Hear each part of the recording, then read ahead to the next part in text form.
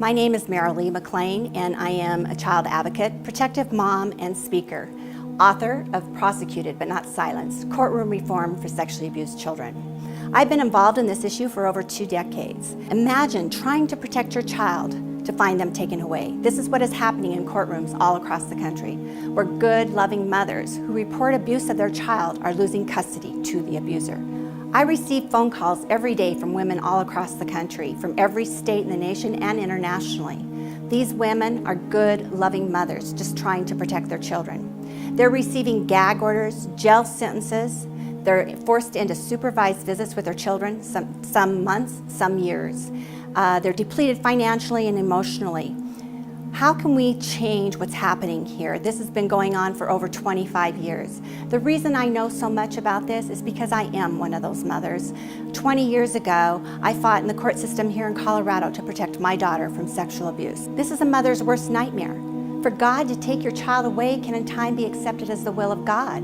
For the laws, social services, and abusers to do the same is the will of the system. My daughter disclosed sexual abuse by her father at the age of 2.5. I started writing my book back then when I realized that there was no ending to the court system protecting her. I also wanted my daughter to know the truth because I was in fear for my life and I wasn't sure I would survive what was happening. A mother's first instinct is to protect her child, and when the means and power to do this are stripped unjustly from a mother, there are no words to describe the constant heartache that is felt as each day passes by. When I was in this case, social services was involved, as they are in most of these cases, and this is where my nightmare begins. On one day, I take my daughter for a visit at social services, and I'm met by a GAL, which is a guardian ad litem for the child, the lawyer for the child. And she tells me she has 4 things she wants to discuss with me, and I didn't even know what a GAL was, and I think I can handle this. That was my first mistake. I go into a small room, in a conference room, and I am interrogated for a solid hour, like nothing I'd ever seen on TV. They continue to ask me, why would your daughter continue to say this if you weren't coaching her? Because maybe it's going on. And the next statement would be, I want you to do a psychological evaluation. I want him to do one. I said, good, maybe we'll get to the bottom of this. And the GAL points her finger in my face and says, and maybe we'll find out about you. This is the first time she's met me. Within moments, she looked at me and she said, this child's going into foster care. She'd never been to the daycare provider's home. She'd never been to my home. She's never met me, and she's putting my child in foster care. I'd never been away from my baby. I was the sole caretaker of her. He had limited visitation. I go into another room and I laid my head down on a desk and I cried as if I had died. I was trying to hold it together because I didn't want him to say I was emotionally inept for any reason.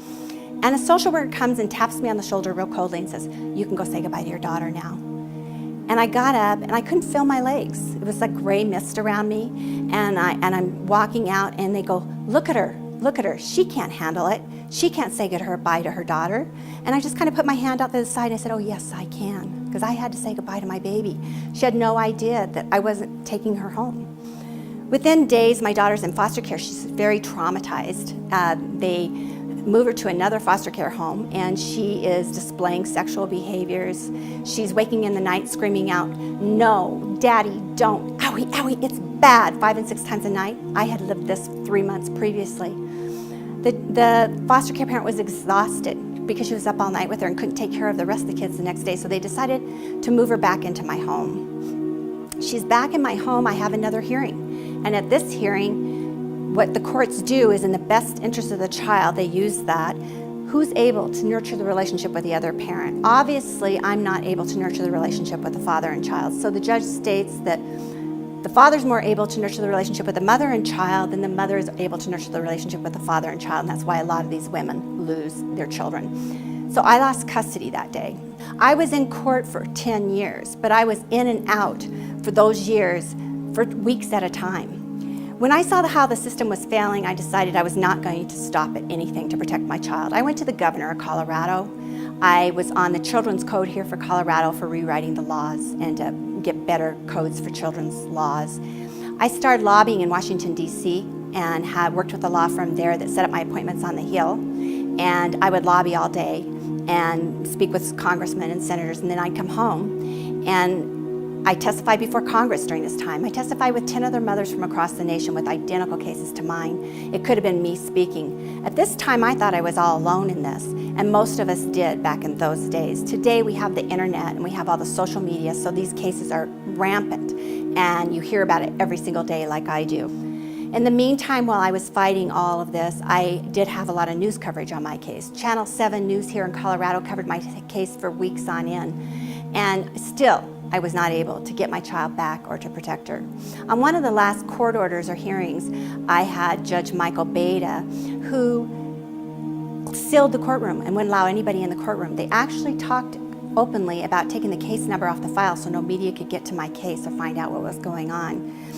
I was punished that day. I was ordered to pay all court costs, which happens to lots of these mothers. You'll get all court costs, child support higher than the father ever paid you.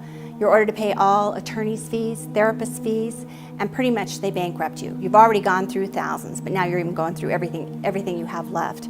And then when she was 12 and a half, maybe 13, she got to come home. That was because she finally got to talk to the judge. In most of these cases, they're not allowing these kids to talk to the judge, and that needs to happen. But the abuse was always ignored. All I wanted to do was get her back to healthy and normal as much as I could. I could not bring up the abuse. I could never mention it. I just told her, you see all those files under my desk? That's your case, and when you're ready to deal with this someday, it's there for you. She knew I'd been writing a book all these years, and I didn't publish the book until she was old enough. And today, this book is an educational tool. It's a case study of what's happening. It shows the lack of education. It has the police reports and the doctor's reports. So if you read this book, you go, that can't happen. It says go to Appendix A, and there's the police report right there. Or there's the judge's order that states PAS and parental alienation with Richard Gardner. So it's really crucial that this book gets out there, but it's more crucial that our society starts listening to this problem. This is huge. The damage of supervised visits is incomprehensible. Nobody could imagine what that's like for a child and a mother to go through and to be curtailed the way you are, and you can't say anything or talk about anything. And most of these moms don't make it through the supervised visits. Either financially, emotionally, drastic measures are being taken. I've watched them go in the underground. I've watched the FBI catch them and bring them back and put them in prison. And I'm watching today, every day, women going through the same thing. These are not criminals. These are not drug addicts or alcoholics. These are loving earth mothers. It could be you, and they're losing their children. Moms Fight Back is trying to make a difference here. This is a huge time for you to come forward, sign up for Moms Fight Back, and get involved. We're going to be doing court watching. We're going to hold these judges and therapists. The custody evaluators are making tons of money, and they're turning children over to abusers. We want to pull mothers, over 100,000 mothers together in a year, and let's start fighting back. Come on, society, wake up. Help us. Help these good moms and children. Save our children. Children come first. Protect the children.